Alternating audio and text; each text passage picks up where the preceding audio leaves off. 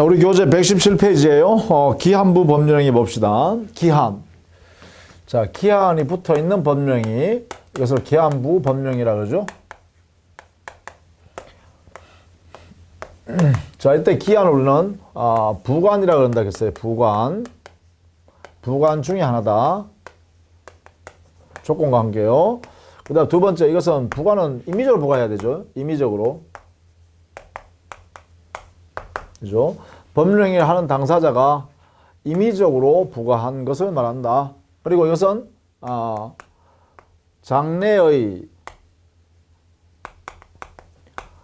확실한 사실에 의존시키는 거죠. 이의 성취 여부에 이 사실이 도래하게 되면 여기에 의하여 법령의 효력의 발생이나 소멸을 이렇게 의존해 놓은 거죠. 이렇게. 이것을 우리는 기한이라 그래요. 이게 장래의 확실한 사실이다. 도래합니다. 도래. 반드시. 도래가 장래의 도래가 확실한 사실에 효력 발생이나 소멸에 이렇게 의존시켜 놓는 것을 말합니다. 이렇게. 물론 이거는 법령이 당시, 성립할 당시에 기한을 붙이는 거죠. 자, 이때요. 이 기한의 종류는 여기서는 제일 중요한 게 뭘까요? 바로 시기와 종기입니다. 자, 이게 시기라는 것은 시작한다는 거죠. 기한이 도래하면 시작한다. 뭐가 시작할까요? 당사자 의도가요. 효력 발생을 의도하는 거예요. 이에 반해서 종기는요. 이거는 끝난다는 것이거든요. 종기. 그런데 이것은 기한이 도래하면 효력을 소멸시키겠다. 효력을 소멸시키겠다라는 의도입니다. 소멸 의도. 이렇게. 그래서 발생을 의도하는 거나 소멸을 의도하는 것을 말한다. 이렇게 정리하시면 되죠. 이렇게. 그죠? 이렇게. 이걸 시기와 종기라고 해요. 마치 시기는 정지 조건과 유사하고 의도적으로 본다면, 그죠? 또 종기는 해제 조건과 아주 유사하죠. 그렇게 해석하면 돼요. 자, 이러한 기한부 법령에서 기한을 붙이면 안 되는 법령이 있어요. 여기에 기한을 붙이면 안 되는 법령이, 이걸 뭐냐냐? 기한에 친하지 않는 법령이라 그래요.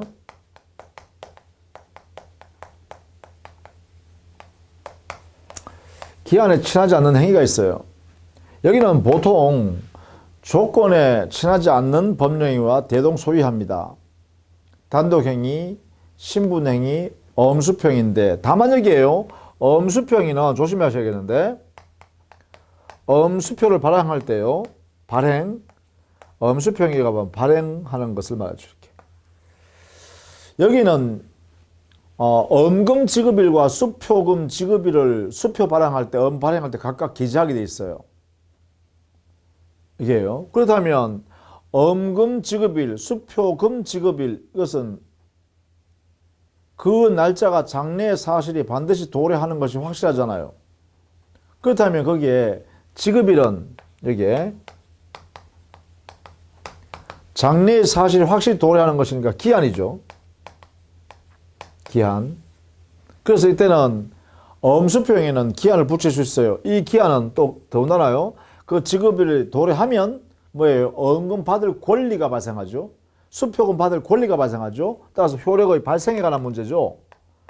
효력 발생 날짜다. 그죠? 발생. 그러니까 뭐예요? 이거는 시기다. 이렇게 하겠죠. 기한 중에서 시기부 법령에 해당된다는 것이에요. 시기를 붙인다는 것이죠. 그래서 우리는 이렇게 해석합니다. 엄수표행에는 지급일이라는 시기는 붙일 수 있다. 이런 얘기예요. 이렇게 정리를 꼭 해 두셔야겠습니다. 자, 그 다음에 우리 교재 118페이지 넘어가죠. 기한이 도래는 반드시 하죠. 도래는 확실합니다. 도래는 확실해요. 이게. 자, 이러한 기한부 법령의 효력을 한번 볼까요? 네 번째, 기한부 법령이 이 자체의 효력은 어떻게 되냐? 자, 첫 번째요. 기한 도래하기 전에 효력은요. 여기는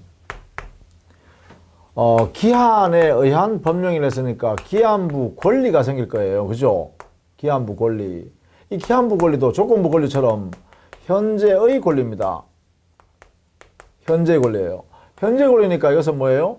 마음대로 처분, 상속, 보존, 담보할 수 있겠죠? 가능해요. 처분, 상속, 보존, 담보를 할 수 있다. 또 현재 권리니까 침해하면 안 되겠죠?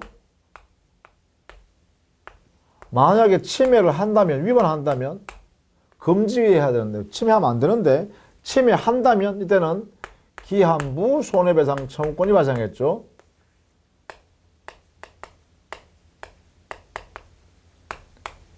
따라서 기한이 도래하면 손해배상 청구권을 행사할 수 있다. 이거 즉시가 아닙니다. 이것도 조심할 것. 자, 이렇게 해석할 수 있겠죠? 기한부 권리. 기한부 권리니까 처분, 상속, 담보로 다 할 수 있고요. 침해 당하면 기한부 권리 손해배상 청구권으로 이렇게 전환이 되겠죠. 이렇게 해석하면 되겠다라는 것입니다. 자, 그 다음에요. 기한이 만약에 두 번째 도래한 후는 어떻게 될까? 기한이 도래한 후. 도래하면요. 시기가 도래했으니까 시기부 법령에는 효력이 생기겠죠. 그 다음에 종기부 법령이면 종기는 효력을 소멸하겠죠. 자, 그러면 발생 소멸이 언제 되는가? 그때부터요. 즉 도래하게 되면 도래한 때부터 이렇게 되겠죠. 도래한 때로부터 발생하기 때문에 장래적으로 효력이 발생하거나 장래적으로 효력이 소멸한다 이런 뜻을 갖겠죠. 이 장래효는요 절대적이라고 해석해야 된다라는 것이에요. 왜냐하면 이 시기나 종기라는 기한은 반드시 도래하잖아요. 도래가 확실한 거잖아요. 도래가 확실한 것에 대해서 기한을 붙여서 법령의 효과를 제한했단 말이에요. 그런데 이것을 소급하는 것을 인정해버리면 아예 기한을 붙이지 않는 게 낫죠. 않아야 되죠. 왜냐하면 기한은 장래에 그 사실이 도래하면 장래에 가서 효력을 발생시키거나 장래에 가서 소멸시킬 의도를 가지고 있었는데 그것을 소급표를 인정해버리면 그러면 아예 기한을 붙일 필요가 없는 거다 이 말이죠. 그래서 절대적 장래효라고 해석해야 된다. 이런 효과가 발생해요. 절대적 장래효니까 당사자 약정에 의해서 소급하는 약정 이거 붙일 수가 없죠. 불가능해요. 이런 의미를 갖는다는 걸 꼭 알아두셔야 됩니다. 소급할 수가 없다. 이게 뭐와 차이가 있나요? 바로 그래요. 조건의 차이입니다. 조건은 장래적 효력이 원칙이지만 조건이 성취됐을 때 그때부터 효력이 발생하거나 소멸하는 게 원칙이지만 당사자 의사의 합치나 당사자 의도에 따라서 소급표를 부여할 수 있죠. 그러나 기한의 경우는 절대로 불가능하다는 거예요. 그래서 절대적 장래효 또는 절대적 비소급효 이렇게 하죠. 자, 이것을 꼭 알아두셔야 됩니다. 이게 기한과 조건의 가장 큰 차이점이기 때문에 그렇습니다. 자, 이때 이 기한은요 이렇게 도래하지 않았을 때 일정한 이익을 보는 사람이 있어요. 그것을 우리는 기한의 이익이라고 그래요. 즉 기한의 이익이란 것은 그 기한이 아직 도래하지 않았기 때문에 누군가가 이익을 취득하는 경우를 우리는 기한의 이익이라고 합니다. 기한이 장래의 사실이 아직 도래하지 않았으니까 지금 현재 누군가는 이익을 볼 수가 있겠죠. 그 이익을 기한이 도래하지 않았기 때문에 누리는 이익을 기한의 이익이라고 그래요. 자, 이 기한의 이익은 그러면 누가 갖느냐?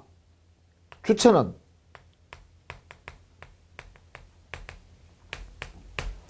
여기에 대해서는요, 우리는 이렇게 정해요. 당의 법률행위 성질을 가지고 정합니다. 예를 들면 무이자 금전 소비대차 계약을 했다. 그래서 돈을 빌려 쓴다. 근데 무이자다. 무이자 돈을 빌려 쓴다. 이걸 무이자 금전 소비대차다. 이렇게 해요. 그러면 예컨대 1년 동안 빌려 쓴다. 1년 뒤에 변제한다. 라고 하면 1년이라는 것은 반드시 도래하는 장래의 사실이고 그 1년이 도래하면 그때 돈 갚아라 이렇게 되고 돈 빌린 사람 그때 갚으면 되죠. 그러면 1년 동안요. 즉 1년이 도래하기 전 지금 현재 채무자는 안 갚아도 될 이익 그리고 그 타인의 재산이지만 재산을 자기 마음대로 활용할 수 있는 이익이 있죠. 그러니까 이런 상태라면 이 1년 그 기한이 도래하기 전까지는 돈 빌린 사람은 채무자에게 그 기한, 이행기가 도래하지 않았기 때문에 누리는 이익이 있다. 그죠? 그래서 채무자 이익입니다. 근데 만약에요. 이자부 금전 소비대차를 해볼까요? 이자부 금전 소비대차 계약을 했다. 그래서 돈을 빌려 썼다라고 하면 어떻게 돼요? 그래요. 월 이자를 채무자는 채권자한테 지급해야 되죠. 반면에 이 채무자는 그 이행기, 변제기까지는 당의 금전, 빌린 금전을 변제하지 않아도 되는 이익은 또 있죠. 그러니까 채권자는 이행기가 아직 도래하지 않았으니까, 변제기 도래하지 않았으니까 매달 이자 받을 수 있는 이익이 있고, 채무자는 그 빌린 목돈을 그 이행기, 변제기 도래하기 전까지는 갚을 필요 없으니까 이익이 있죠. 그러니까 이건 어떻게 돼요? 채무자, 채권자, 쌍방에게 모두 이익이 되겠죠. 이렇게 해석해야겠다. 그죠? 그 이익은 쌍방에게 있다. 이렇게 하겠죠. 또 한편 이런 것도 있습니다. 무상임치.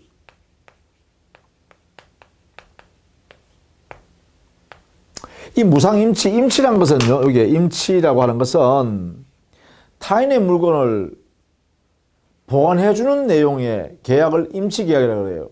그러니까 누군가가 자기 물건을 어떤 사람한테 맡겨두고 보관시켜 줄래라고 하고 그 맡은 사람이 보관해 주겠다라고 약속을 하게 되면 이게 임치계약이라고 그래요.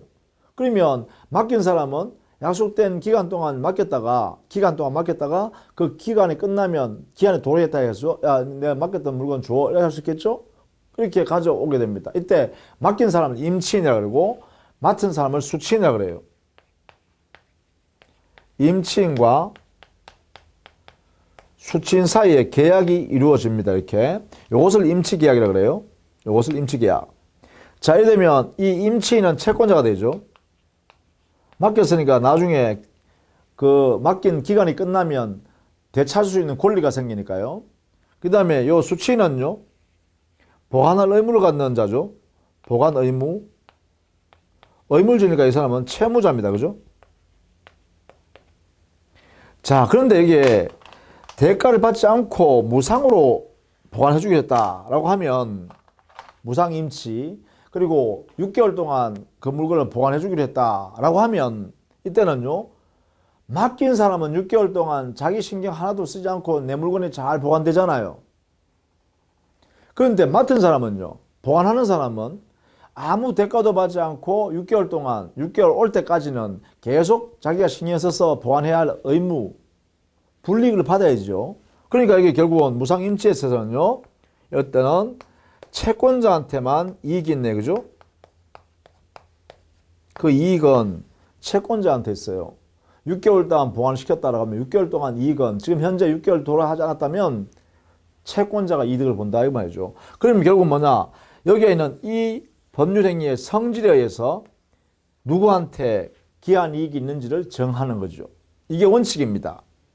그런데 이 성질에 따라서 해석할 수 없는 경우, 알 수 없는 경우요. 법령이 성질에 따라서 기한 이익이 누구 있는지 알 수가 없는 상태라면 이때는요. 우리 민법은 이렇게 정했네요. 일단 약자 입장에 있는 채무자의 이익으로 추정하자.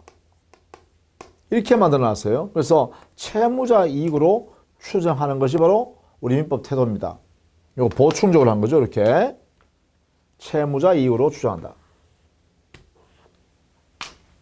이렇게 해놨습니다. 그래서 일반적으로는 채무자에게 이익이 있는 것으로 이렇게 하고 있다라는 것이죠.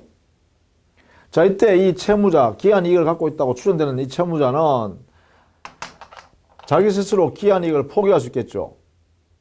즉, 기한 이익의 포기가 가능하다. 그죠? 포기는 언제든지 가능하다. 이렇게 되겠죠. 다만 이 포기 때문에요. 기한 이익을 갖고 있는 당사자가 포기 때문에 상대방에게 손해가 발생하면 이때는 상대방의 손해를 배상 또는 보상해주면 포기할 수 있죠. 그래서 언제든지 기한 이익은 포기할 수가 있다. 이렇게 해석해야 될 것이다. 그리고 경우에 따라서는 채무자가 기한 이익을 누리고 있는데 이 채무자의 귀책 사유 때문에 담보 가치가 떨어지거나 감경되거나 또는 훼손되거나 이런 채무자 잘못이 있다면 기한 이익을 줄 필요가 없죠. 그럴 경우는 기한 이익을 상실시켜 버립니다.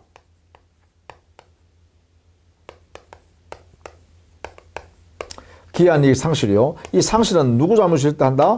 채무자에게 귀책 사유 있을 때요.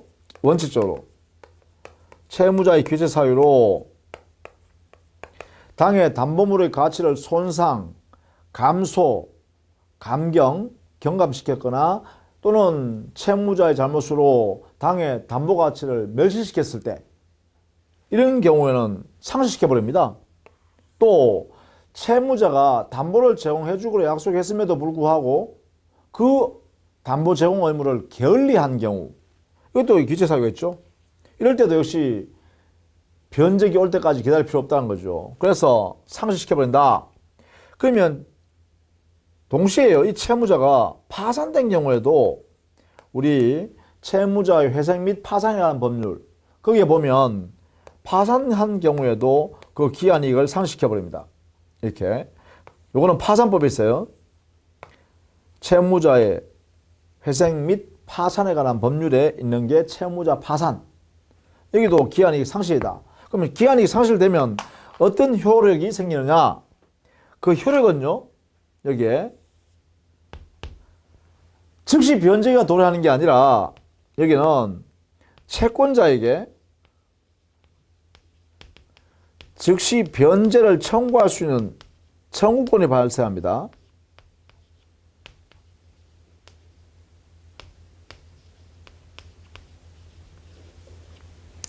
채권자에게 지금 당장 변제해라 라고 할 수 있는 권리를 인정해요. 그러면 기한 이익이 상실됐기 때문에 채권자가 지금 당장 변제해 라고 청구하면 그때는 채무자가 변제해야 됩니다. 이행해야 된다. 갚아야 된다는 거예요.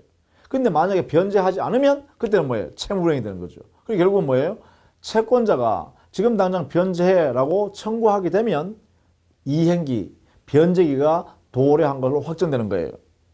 그때. 그러면 이때 확정된 이행기가 됐기 때문에 이행하지 않는 채무자는 채무불이행이 되는 거죠. 따라서 조심해야 될 게 기한 이익이 상실되었다고 해서 곧바로 변제기가 도래한 것으로 확정된다 하면 틀려요. 변제기가 확정되는 것이 아니죠. 단순히 채권자에게 지금 당장 변제해 라고 할 수 있는 권리를 행사할 수 있는 것이다. 이거죠. 이러한 권리가 인정되는 것이다. 따라서 이 권리를 행사하게 되면 그때 변제기가 도래한 것으로 확정된다. 이렇게 되겠죠. 자, 이런 의미를 여러분이 이해를 좀 해 주셔야겠습니다. 라는 것이에요. 자, 이것이 여러분 교재는요, 119페이지에 있어요. 기한이익. 거기에 기한이익의 포기와 상실에 관한 내용을 정리해 두었죠. 이 상실에 관해서는 120페이지에 가면 정리를 해 두었는데, 기한이익의 상실의 효과는 채무자는 기한이익을 주장하지 못하고요. 다만 채권자는 지금 당장 이행하라고 청구할 수 있는 권리가 발생하는 것이고, 변제기가 확정적 도래한 것으로 간주하는 것은 아닙니다. 따라서 이 내용을 잘 이해해 두실 필요가 있고요. 거기에 마지막 부분에 판례는 채무자의 채무 불이행이 있으면 기한이익을 상실한다라고 특약을 붙였을 때, 채무 불이행을 채무자가 한다면 기한이익은 채무자는 상실한다 라고 특약을 붙였을 때, 기한이익이 상실했을 때 어떤 효과가 발생하냐 라는 것인데, 여기에는 원칙적으로 채권자가 지금 당장 변제하게끔 만드는 권리를 행사할 수 있는 권리, 이 형성권을 하나 인정해 주는 것이다 라고 해석해서 형성권적 기한이익 상실 특약이라고 해석하자라는 것이 통설이고 판례입니다. 기한이익 상실 특약, 그것은 곧 우리 판례가요, 형성권적 기한이익 상실 특약으로 해석하겠다 이렇게 해석해요. 즉 채권자가 지금 당장 변제해 라고 하는 그런 순간에 채권 변제가 확정되도록 효과를 부여하는 형성권, 이것을 채권자한테 하나 더 준다, 이런 내용의 의미를 우리는 이 기한이익 상실 특약의 의미라고 해석하자는 것이 판례 태도다. 이렇게 정리해 두시면 되겠죠. 이렇게 해서 민법 총칙을 쭉 정리했습니다. 민법 총칙은 보통 한 10문제가 출제돼요. 지금 강의한 내용들을 여러분 차근차근 이해할 때까지 반복해 좀 들어주셔야 돼요. 그리고 잘 이해 안 되는 부분은 그 부분을 좀 집중적으로 반복해 들으면서 교과서를 읽어보시고요. 그래서 완전히 내 것이 될 때까지 여러분 것으로 강의를 충실히 들어주시면 좋겠다 이렇게 생각됩니다. 다음 시간부터는 물권법으로 정리하도록 하겠습니다. 자, 수고 많으셨습니다.